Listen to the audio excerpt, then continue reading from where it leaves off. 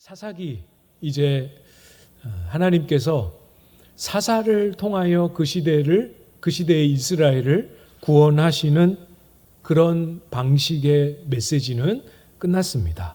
더 이상 사사기 안에 사사는 등장하지 않지요.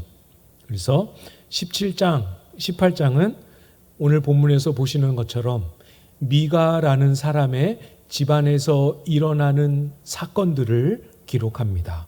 그리고 19장 이후에는 레위 사람의 첩과 관련된 사건으로부터 시작해서 이스라엘 안에 참 잔혹한 내전을 겪는 그런 사건들이 기록되지요. 그래서 이런 사건들, 사사가 아니라 이스라엘 안에 일어났던 일들에 관한 기록을 통해서 사사시대 전체를 요약하고 이 시대가 어떤 시대인지를 정리하는 그런 형식으로 17장 이하의 내용이 기록되고 있지요. 그래서 17장 이하의 내용을 이렇게 묵상하면 이 앞에서 우리가 봤던 사사시대의 모습과 중복되는 부분들이 많이 등장합니다. 그래서 17장에서부터는 우리가 꼭 주목해서 사사기를 정리하는 차원에서 보아야 할 본문들 몇 가지만 발췌해서 본문들을 묵상하고 정리하고 그렇게 해서 마무리하는 시간을 가져보려고 합니다. 오늘 1절 말씀을 보시면 에브라임 산지에 미가라 이름하는 사람이 등장합니다. 한글 성경에는 전부 이름을 미가라고 번역했어요. 미가. 그런데 사실 원문에는 1절하고 4절에는 미가라고 원문에는 쓰이지 않고 미가 여후라고 기록되어 있습니다. 그러니까 쉽게 표현하면 이름이 두 개, 조금 정확하게 표현하면 원래 명칭은 미가 여후, 그리고 원래 실제로 미가라는 그 사람을 동네 사람들이 부르며 실제로 사용했던 이름은 미가. 그래서 이 두 이름이 원문에는 함께 사용이 됩니다. 사사기를 정리하는 차원에서 이 이름 안에 담겨 있는 의미를 우리가 잠시 묵상해 보는 것이 많이 도움이 될 것 같아요. 미가 여후라는 이름의 뜻은 누가 여호와와 같은가라는 뜻입니다. 누가 여호와와 같은가? 어떤 의미입니까? 어떤 사람도 존재도 하나님 같은 분이 없다. 하나님이 가장 위대하시고 가장 능력이 높으신 분이십니다 하는 아주 귀한 신앙의 고백이 담긴 이름이지요. 근데 이 고백이 과연 누구의 신앙 고백일까? 미가 당사자의 고백은 아닙니다. 이후에 나타나는 미가의 행동과 모습을 보면 미가의 고백은 이름은 그럴지 몰라도 아니라는 게 드러납니다. 그에게 이름을 지어주는데 관여하거나 실제로 지어주었을 법한 그의 어머니의 고백도 아닙니다. 왜냐하면 그의 어머니도 이름은 그렇게 지어주었을지 몰라도 실제 삶의 모습을 보면 이 고백과 어울리는 삶을 살지 않고 있어요. 우리에게도 많은 신앙의 고백, 정돈된 오랜 교회의 역사 속에서 검증되고 정돈된 귀한 교리와 신앙의 고백이 우리에게도 있습니다. 그렇죠? 여러분이 이렇게 얘기해 보십시오 하면 당황하고 긴장해서 얼른 꺼낼 수는 없어도 이야기를 나눠보면 우리 안에, 여러분 안에 이미 아주 귀한 신앙의 고백들이 주어져 있습니다. 그런데 우리가 놓치지 말아야 할 것, 얼마나 잘 정돈된 바른, 옳은 신앙의 고백을 가지고 있느냐 정말 중요하지만 우리가 바른 신앙의 고백을 가지고 있다라는 데 머무는 것이 신앙 고백의 목적이 아니라는 사실 우리가 잊지 않아야겠지요.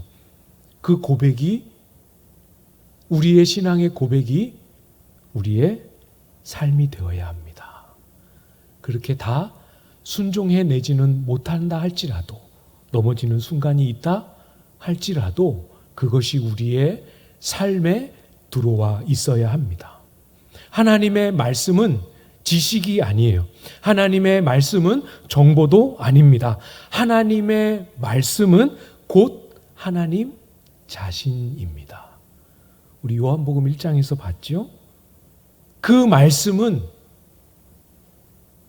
육신이 되어 이 땅에 오셨습니다. 그래서 믿음을 가진 사람들은 말씀이 육신이 되어 우리 가운데 거하시는 그 영광을 직접 보기도 하고 경험하고 깨닫기도 하지요. 이것이 오늘 설교 제목, 우리가 가져야 할, 회복해야 할 신앙의 바른 길입니다. 지식이 아니고 우리의 삶의 실제입니다. 그래서 기독교 신앙은 생명이에요. 지식의 요소가 있지만 지식을 넘어섭니다. 그렇지요? 율법의 요소도 있지만 율법을 넘어섭니다. 우리의 입에서 누가 여호와와 같은가 하는 이런 유의 신앙의 고백이 우리의 입에서 나올 때, 입에서만이 아니라 정말 하나님 같은 분이 세상에 없음을 진짜로 알기 때문에 다르게 나오는 우리의 삶의 고백, 이것이 함께 나타나는 것, 이게 오늘을 사는 저와 여러분의 부르심이고 또 사명이지요. 우리의 삶에서 하나님의 하나님 되심을 경험해야 합니다. 기도 중에, 예배 중에 하나님을 다시 새롭게 만나야 합니다. 계속해서 만나가야 합니다. 저를 포함해서 우리 모두가 하나님을 그렇게 알아갈 때 우리의 삶이 변화되는 것이죠.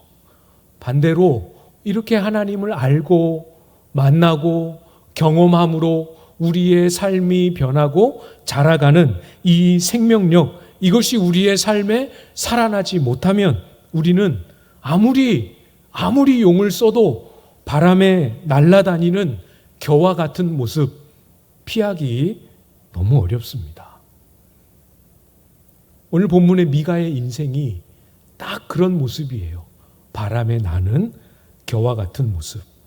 하나님의 백성으로서 그 입술에 하나님이 있는데 하나님의 백성으로서의 삶의 원칙과 기준이 하나도 없습니다. 하나님이 명령하신 원칙이 그 삶에 하나도 남아있지 않다라는 말을 뒤집어서 생각해 보면 하나님의 자녀로서, 하나님의 백성으로서 하나님께로부터 오는 은혜의 충만함이 그 삶의 어느 구석에도 주어지지 못했다라는 의미입니다. 그래서 그 인생과 내면에 무게가 없고, 그래서 이리 휘둘리고 저리 휘둘리는 그런 모습이죠. 여러분, 미가는 돈 욕심이 많았던 사람입니다. 그래서 어머니의 재산에, 어머니 금고에 은 1,100개, 여기에 손을 댑니다. 2절 말씀을 보시면 그의 어머니에게 이르되 어머니께서 은 1,100을 잃어버리셨으므로 저주하시고 내 귀에도 말씀하셨더니 보소서 그 은이 내게 있나이다. 내가 그것을 가졌나이다 하니 그의 어머니가 이르되 내 아들이 여호와께 복 받기를 원하노라 하니라. 정말 안타까운 모습이에요. 어떻게 안타깝냐면 여기서 잃어버렸다라는 말은 그냥 돈이 어디 갔지? 없어졌네, 그런 뜻이 아니고 누가 내 돈을 가져갔다라는 뜻입니다. 도둑 맞았다라는 의미예요. 미가는 돈 욕심도 많아서 어머니의 금고에 손을 댈 수 있는 사람이기도 했지만 그 마음속에는 두려움과 불안과 겁도 굉장히 크고 많았던 사람입니다. 은이 없어진 걸 어머니가 아셨어요. 알고 나서 누가 이 은에 손을 댔는지 하면서 막 저주의 말을 쏟아냈습니다. 미가가 그 저주의 말을 듣고 두려워하는 마음에 얼른 자백합니다. 정말 겁과 두려움이 많았던 거죠. 욕심도 있지만 어머니의 저 저주가 혹여라도 나한테 임할까. 그런 두려움은 어머니에게도 똑같이 있었습니다. 막 저주를 했는데 막상 알고 보니 그것이 아들이 가져간 돈이었습니다. 돈이 여기 있습니다 하고 돈을 내놓는 아들에 대해서 책망하거나 훈계하지 않습니다. 큰일 났다 생각하고 조금이라도 늦으면 그 저주가 이 아들에게 임할까 싶어서 얼른 그 저주를 걷어들이죠. 여호와께 복 받기를 원한다 하고 얼른 축복의 말을 뱉어냅니다. 잘 보십시오, 여러분. 그 입에는 하나님이 계세요. 하나님이 살아 계십니다. 그렇죠?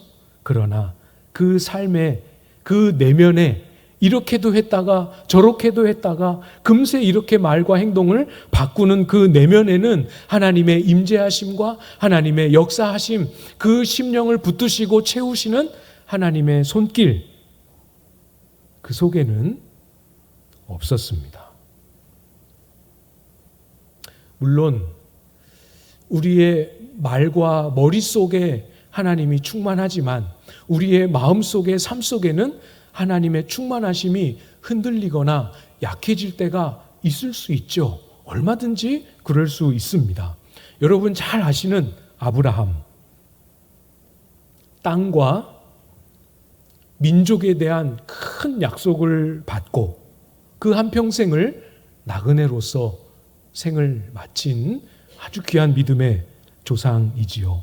아브라함도 그 약속을 붙들고 살았지만 약속을 붙들고 사는 삶이 결코 쉽지만은 않았습니다. 창세기 17장에 보면 하나님께서 아브라함에게 언약을 맺으시면서 할례를 명하십니다. 그리고 그때 아브라함이라는 이름도 함께 주셨어요. 그러나 언약을 맺기 직전인 창세기 15장에 보면 아브람, 그때는 아브람이죠. 아브람은 하나님께 어려움을 호소합니다. 큰 민족을 이루게 하겠다 하는 약속은 받았어요. 감사하는 마음으로 받고 그 약속을 붙잡고 어디로 갈지 모르는 채로 하나님의 부르심을 따라 고향을 떠나 나왔습니다. 그러나 그 약속의 말씀을 의심하지는 않지만 아브라함의 현실은 무엇입니까? 자기 몸에서 태어난 아들 하나 없는 그런 삶이었습니다. 그 현실의 어려움, 약속은 있지만 그 약속이 어떻게 이루어질지 도무지 종잡을 수 없는 현실의 어려움을 하나님께 고백한 것이지요. 많은 사람들이 이 신앙의 여정을 걸어가면서 이 지점에 멈춥니다. 말씀이 뭐라고 말씀하셨는지는 잘 배웠기 때문에 압니다.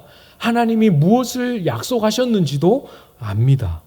그러나 그것이 내가 지금 발딛고 살아가는 오늘의 현실과 다를 때, 안 맞을 때, 그럴 때 멈추지요. 그 앞으로 그 다음 한 걸음을 잘 딛기 어려워합니다. 하나님의 약속을 알지만 현실과는 참 다른 그런 혼란, 공허함, 상실감, 이것을 넘어서게 하시는 하나님을 신뢰하고 그 하나님 앞에 나아가지는 못하는 거예요. 오늘 본문의 미가처럼. 돈에 대한 욕심 있을 수 있지요. 저는 돈 욕심 하나도 없습니다 하는 사람이 저를 포함하여 여기에 누가 있겠습니까? 돈에 대한 욕심 있을 수 있습니다. 미래에 대한 불안 있을 수 있지요. 두려움과 염려 있을 수 있습니다. 그러나 그런 염려와 욕심이 우리의 마음에 찾아올 때 어머니 돈꾀에 손을 대기 전에, 그 전에 하나님 앞에 나아가서 하나님의 행하심이 과연 욕심을 떨쳐내지 못하고 불안과 염려를 떨쳐내지 못하는 나의 현실을 어떻게 만지실지를 기대하고 구하지 않는 것이죠. 이것은 우리가 가야 할 신앙의 바른 길이 아닙니다. 아브라함이 자녀 없는 삶에 지쳐서 주께서 내게 씨를 주지 아니하셨으니 내 집에서 길린 자가 내 상속자가 될 것이니이다. 이렇게 하며 하나님 앞에 고백했을 때 하나님이 뭐라고 하십니까? 하나님이 어떻게 행동하십니까? 아브라함의 믿음 흔들림을 책망하는 것이 아니고 다시 말씀해 주시죠. 아니다. 네 몸에서 날 자가 너의 상속자가 될 것이다. 다시 말씀하심으로 확인시켜 주십니다. 그리고 아브라함을 데리고 나가셔서 하늘의 별들을 보여주시지요. 하늘의 별과 같이 너의 자손이 많아질 것이다. 약속을 주십니다. 여기입니다. 이것이 우리가 가야 할 신앙의 바른 길입니다. 사사시대의 그 모습을 자세하게 오늘 우리에게까지 기록으로 남겨주시면서 이 시대와는 같지 않기를 원하시는 하나님의 뜻이 바로 여기에 담겨 있습니다. 아브라함은 하나님 앞에 말씀드렸고 하나님의 음성을 들었고 그 마음의 믿음을 다시 회복했습니다. 믿어졌어요. 믿음을 회복했습니다. 하나님은 믿음을 회복한 아브라함을 보시고 이렇게 말씀하시지요. 창세기 15장 6절인데요. 아브라함이 여호와를 믿으니 여호와께서 이를 그의 의로 여기시고, 하나님의 말씀을 듣고 그것을 다시 믿음으로 딱 붙잡는 아브라함을 보시고 의로 여기셨다. 이렇게 말씀합니다. 우리가 이렇게 죄 많고 이렇게 더디 변화되는 우리가 이 땅을 살며 하나님 앞에 드려야 할, 하나님 앞에 마땅히 가져야 할 우리의 의가 무엇입니까? 미가의 상황으로 이야기하자면 아무리 욕심이 있어도 어머니의 돈에 손을 대지 않는 것, 그것이 우리가 가져야 할 의의 최선입니까? 손에 손을 댔지만 그 돈을 다시 얼른 어머니에게 뉘우치고 돌려드리는 것, 그것이 우리가 가져야 할 하나님이 기대하시는 의의 최선이겠습니까? 그것도 마땅히 필요하지만 하나님이 저에게, 여러분에게 기대하시는 의는 믿음이지요. 믿음입니다. 우리의 불안도, 우리의 염려도, 우리의 공허함도, 우리의 패배감도 다시 없었던 것처럼 다시 믿음으로 회복시켜 주시는 그 주님의 손길을 바라고 의지하는 것, 그것이 우리가 하나님 앞에 가져야 할 최선의 의이지요. 미가의 삶에서, 그 어머니의 삶에서도, 그 인생 여정의 어느 지점에서라 할지라도 다른 어떤 것을 선택하기 전에 멈추어 서서 하나님을 기대하고 하나님의 도움을 바라고 하나님을 찾고 불렀다면 그 인생에 하나님만이 여시는 다른 길이 열리지 않았겠습니까? 하나님을 찾고 의지할 때만 열리는 길, 하나님을 부르지 않으면 열리지 않습니다. 그래서 이 미가의 가정은 어떤 선택을 합니까? 3절을 보십시오. 미가가 은 1,100을 그의 어머니에게 도로 주매 그의 어머니가 이르되 내가 내 아들을 위하여 한 신상을 새기며 한 신상을 부어 만들기 위해 내 손에서 이 은을 여호와께 거룩히 드리노라. 그러므로 내가 이제 이 은을 내게 도로 주리라. 어머니가 미가의 손에서 은 1,100을 진짜로 돌려받았을 때 그때 그것을 받으며 한 말입니다. 한글 문법에 맞게 번역하느라 원문의 어순이 많이 섞였어요. 원문의 순서에서는 이 은을 여호와께 거룩히 드리노라. 이것이 어머니의 말 중에 제일 먼저 나옵니다. 이것을 하나님께 구별하여 드린다. 얼마나 귀한 고백입니까? 이 액수가 적은 액수가 아닙니다. 근데 이것을 하나님께 드린다. 이렇게 고백합니다.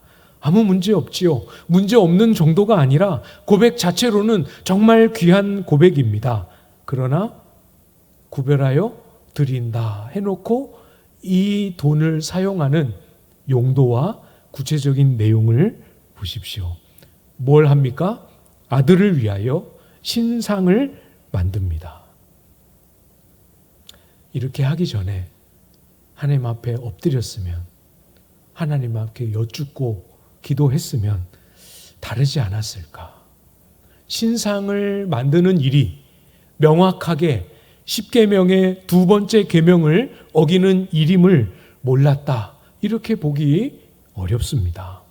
그만큼 알면서도 이렇게 할 수 있을 만큼 하나님을 위한다, 하나님을 위하여 거룩히 구별하여 드린다라는 말이 가벼워진 시대입니다. 거룩의 의미도, 영광의 의미도 이렇게 가벼워진, 그 실체와 동떨어진 시대이지요. 참 두려운 말씀입니다. 우리 시대는 과연 이 미가가 살던 이때의 모습과 과연 얼마나 많이 다르다 말할 수 있을까? 이런 생각을 참 많이 하게 됩니다. 하나님에 대해서, 하나님의 나라에 대해서, 하나님을 위한 삶에 대해서 저는 여러분의 10배, 20배 훨씬 더 많이 생각하고 읽고 묵상하고 또 제 입으로 직접 이 표현들을 훨씬 더 많이 여러분에게 이야기합니다. 과연 나의 삶은 내 입에서 나오는 이 무수한 고백들과 성경의 표현들에 합당한 삶을 만들어가고 있는가? 그 삶을 쫓아가 만들어내지 못하고 이 귀한 고백들을 가볍게 만들어가고 있지는 않은가? 정말 많이 돌아보고 고민하게 됩니다. 여러분, 여러분의 삶은 어떠십니까? 우리가 말은 하나님께 거룩히 드린다 하지만 실상은 이 미가와 그의 어머니처럼 나를 위하고 나의 욕심을 위하고 나의 필요를 채우고 있는데 머물지는 않는가? 정말 진지하게 돌아봐야 합니다. 우리 각자가 내 말에 합당한 내 삶의 고백을, 삶의 내용을 검증해 봐야 합니다. 쉽지 않지요. 어렵습니다. 미가와 같은 상황, 아예 나쁜 사람이 되어서 아예 이방 땅에 머물며 아예 하나님을 부정하는 것도 아니고 어느 정도는 성경을 따르고 어느 정도는 성경을 쫓아 행합니다. 신상을 만드는 일은 성경과 무관하지요. 성경을 거슬러 결정합니다. 그런데 뒤에 보면 에봇을 또 만듭니다. 이 에봇은 성경에 기록된 내용이지요. 성경에서 아마 힌트를 얻었을 것입니다. 에봇을 만들고 에봇을 사용할 제사장을 세우는 것도 성경을 따라 합니다. 자기가 에봇을 쓸 수 없다고 생각을 했겠지요. 그런데 제사장을 세우는 모습을 보면 또 성경을 벗어납니다. 자기 아들을 자기 임의대로 제사장으로 세웁니다. 여러분도 분별하실 수 있겠죠? 성경 언저리를 많이 맴돌고 있지만 성경을 따라 하나님을 섬기는 삶이 아닙니다. 자기를 위하여 성경을 필요한 부분에 적절하게 이용할 뿐이지요. 자기 삶의 불안과 염려를 위해서 에봇을 만들고 제사장을 세웁니다. 그렇게 하면 안심이 될 거라, 그렇게 하면 마음이 편안할 거라 생각한 것이죠. 마치 이스라엘 백성이 후대에 블레셋과 전쟁을 하기 위하여 하나님을 찾는 일은 포기하고 언약궤를 들고 전쟁에 나아갔던 엘리 제사장 시절의 이스라엘 모습과 정말 똑같은 모습입니다. 그때 이스라엘이 어떻게 했습니까? 사무엘상 4장 3절 말씀에 보면 백성이 진영으로 돌아오매 이스라엘 장로들이 이르되 여호와께서 어찌하여 우리에게 오늘 블레셋 사람들 앞에 패하게 하셨는고 여호와의 언약궤를 실로에서 우리에게로 가져다가 우리 중에 있게 하여 그곳으로 우리를 우리 원수들의 손에서 구원하게 하자 하니. 하나님이 아니라 언약궤가 우리를 구원하게 하자. 하나님이 아니라 과거에 성공했던 방법을 의지합니다. 하나님이 아니라 경험을 찾고 경험의 수첩을 뒤적거립니다. 하나님이 아니라 과거에 언약궤를 들고 나갔더니 승리하더라 하는 단편적인 지식을 의지합니다. 우리가 가야 할 신앙의 바른 길이 아니지요.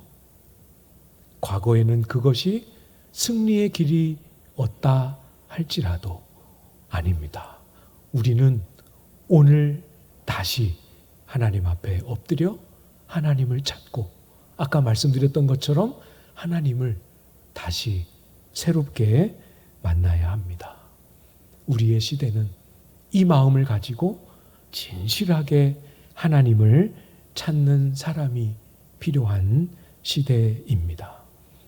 이렇게 하니까 되더라 하는 거 말고 아무것도 할 줄 모르는 어린아이처럼 하나님 앞에 머물며 하나님이 일하시기를 부르짖으며 정말 하나님이 우리 가운데 어떻게 일하시는지를 보고야 말겠다 하는 마음으로 하나님 앞에 매달리는 그런 사람이 필요합니다. 미가처럼 이것도 하고 저것도 하고 그런 거 잘 못한다 할지라도 하나님의 이름을 부르며 하나님이 다시 이곳으로 돌아오시기를 기다리는 파수꾼과 같은 이 깨어있는 삶, 이것이 저를 또 여러분을 여기로 불러 모으신 이유이지요. 주님을 부르고 찾으십시오. 우리를 다시 만나 주실 것입니다. 여러분이 하나님 한 번도 만난 적 없는 그런 연약한 믿음이다, 이걸 말씀드리는 것이 아닙니다. 만났지만 오늘 다시 새롭게 하나님을 만나고 경험할 때 그것이 바로 이스라엘의 왕이 없었으므로 자기 소견에 옳은 대로 행하는 그 삶의 모습을 넘어서서 하나님이 기뻐하시는 바른 신앙의 길로 나아가는 우리가 가야 할 유일한 길이지요. 하나님을 찾고 하나님의 일하심을 뚜렷하게 경험하는, 비로소 하나님을 만나고 그 하나님으로 인하여 일으킴 받는 그런 저와 여러분들 다 되실 수 있기를 주님의 이름으로 축복합니다.